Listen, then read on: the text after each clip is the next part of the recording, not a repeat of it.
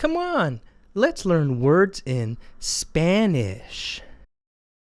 This is a hoja. Yeah, that's a leaf. What letter does hoja start with? Yeah, with the letter he. He is H. Ooh, this next word is yummy. Fruta.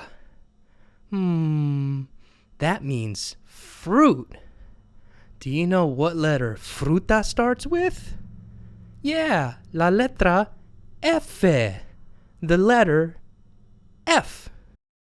F is F. How about cama? That means bed.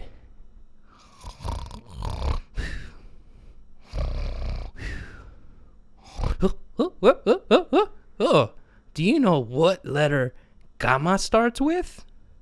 That's right, with the letter C. C is C. Okay, this is a fruta, but do you know what this is called? Yeah, those are uvas.